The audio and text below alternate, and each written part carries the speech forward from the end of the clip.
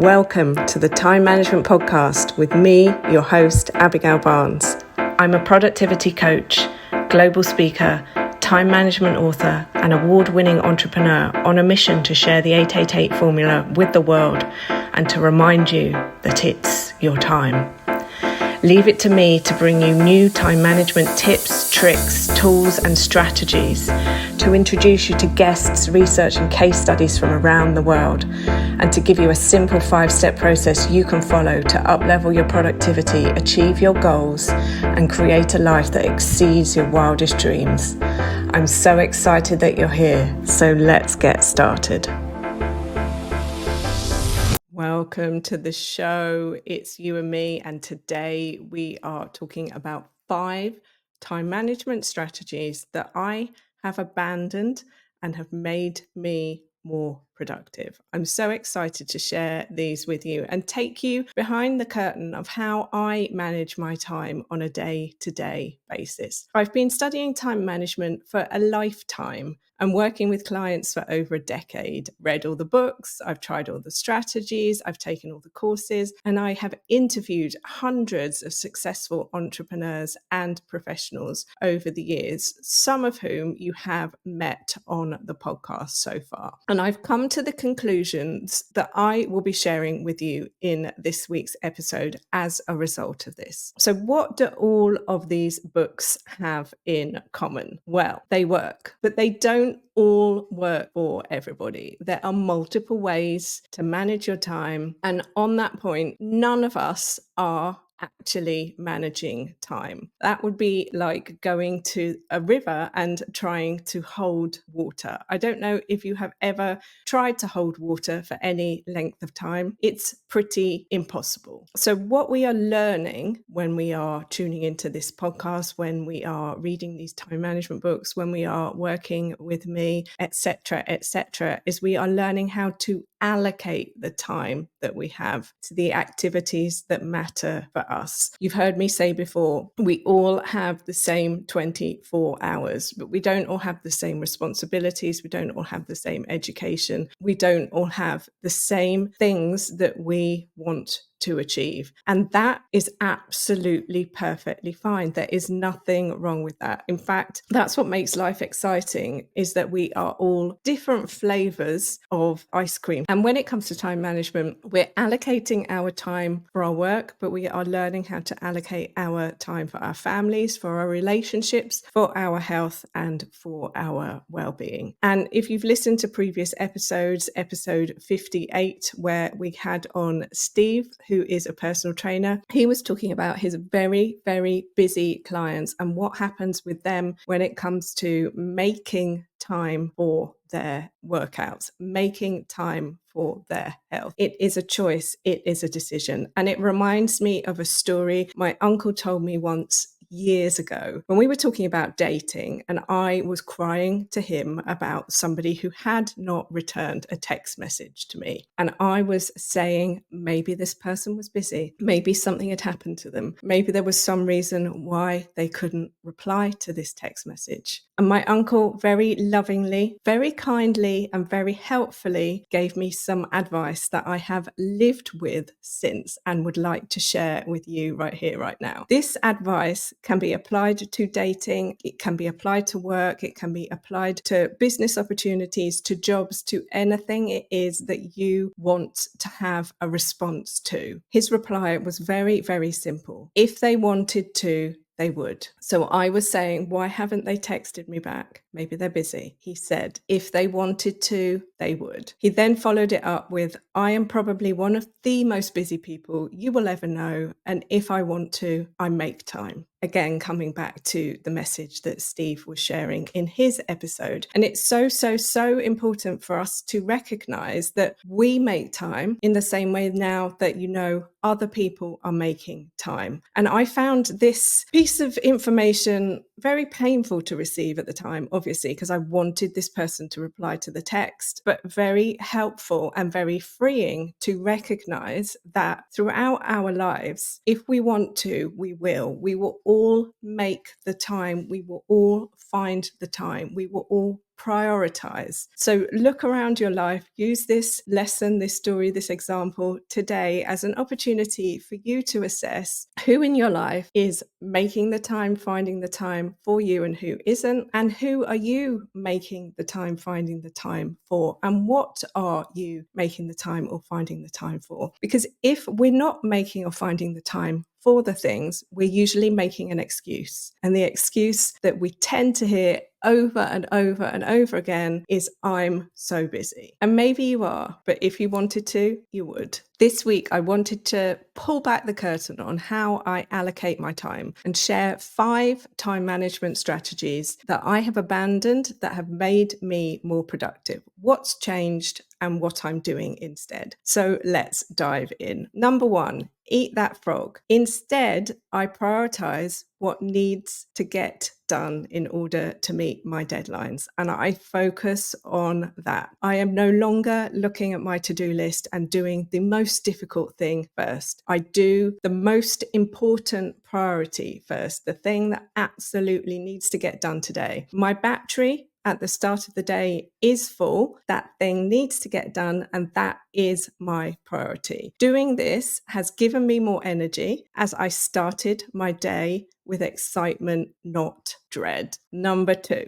using digital tools. Instead, I went analog. I started to write my to-do lists down on a piece of paper. I then used the traffic light formula. I talked about that in a previous episode. If you scroll back, you'll be able to find out all about that. I write my to-do list on this piece of paper, and then I use the digital tools if it's necessary, if it's something that needs to be shared with other people, if it's something that I want to go in my diary so that I have a visual schedule. And what this has done is this has given me visual clarity. For me personally, for my learning style personally, having visual clarity in front of me on a piece of paper is much, much more impactful than looking at a screen. You may be different, but this is what I have abandoned, and this has made me more productive. Number 3, obsessing over time. I said at the top of this episode that time cannot truly be managed. It is a fallacy that we call this time management, but that's what we call it. So that's what we talk about. But time cannot truly be managed. Instead, I remind myself that I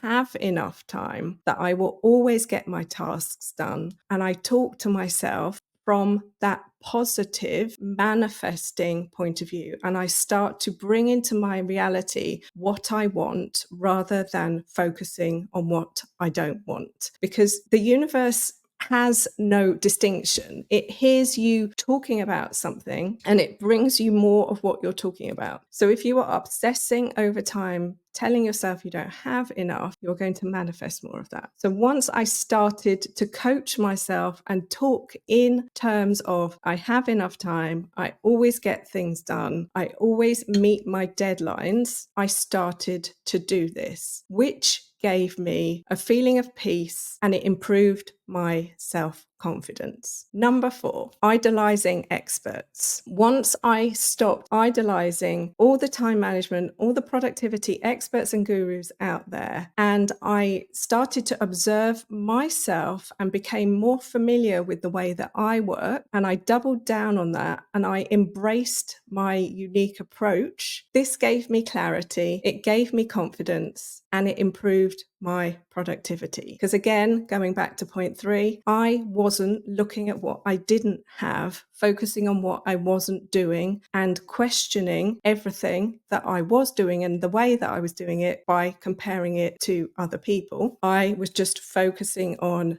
this is the way that I do it and this works. And by doing that and doing more of it, it worked better. And then number 5, ignoring my human design. I stopped giving myself credit for having different skills to others. Instead, I started to learn more about my human design. I learned more about how a 5-2 emotional generator was able to work. I discovered what the best times of day were for me to work and worked at those times of day. I worked in the way that worked best and works best and continues to work for my design. And the more I learn about it, the more I learn about the environments that I work within, the more I learn about the other designs, the other types of people that I work with, the more I start to see how I can recharge my energy by being in certain environments, which has given me ownership, a feeling of satisfaction, and it has supercharged my productivity and my results. Those are the 5 things that I have abandoned and the results that I have seen as a consequence of doing that. And if we're fully pulling back this curtain, here is some bonus information that I would like to share. I have also stopped going to bed late. I have stopped drinking rocket fuel coffee in the morning. I now have 1 scoop of coffee, 1 scoop of decaf coffee. I've also stopped not eating enough of the things that my body needs at the times of day that my body needs it. And again, coming back to learning more about my human design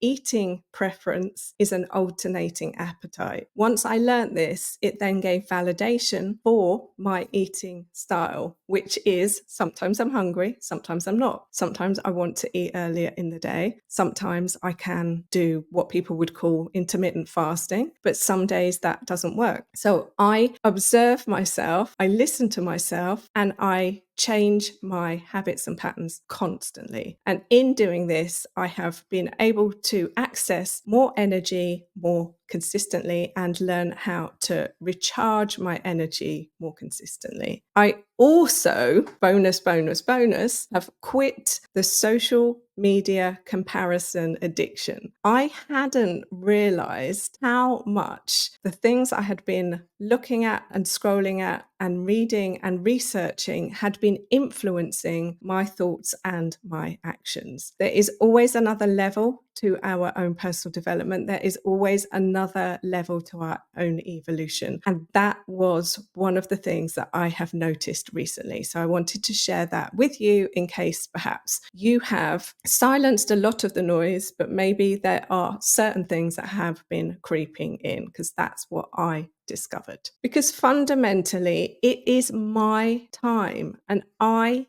get to choose how I use it. I get to choose what I use it for. I get to choose who I spend it with. And if there are things I don't want to do, listen to the episode about people pleasing. If this is something that you resonate with, I have been reviewing my own propensity to people please and started to say no more often, more frequently. And this has helped with my productivity. It's also helped with my mindset and my mental health, my confidence, my clarity, my satisfaction, my joy. It has a domino effect. Small changes, big results. And that is what is so amazing. There is no homework for this episode this week. You can go back, check out a previous podcast episode if you want. There are homeworks at the end of every episode. But for this episode, there is a Black Friday special offer that I would like to let you know about in case you want to take advantage of it. And if you, like my clients, are ready for your productivity transformation. The offer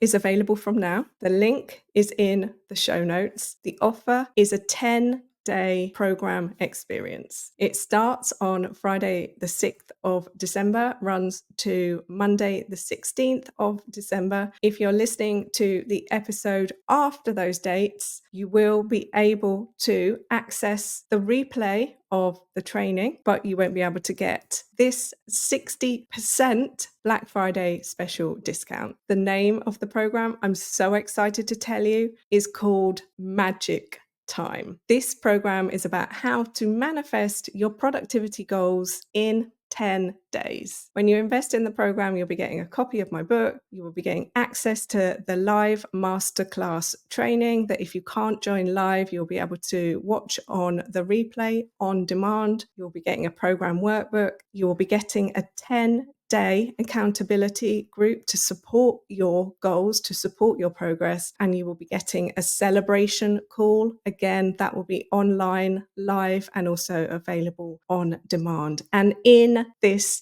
training, I am going to be talking about things I have never shared publicly before, and I am so excited to bring it to you. We're going to be talking about Einstein time, going to be talking about Newtonian time, going to be talking about Einstein's theories of relativity and quantum mechanics. We're going to be talking about the double slit experiment. We're going to be talking about the observer effect.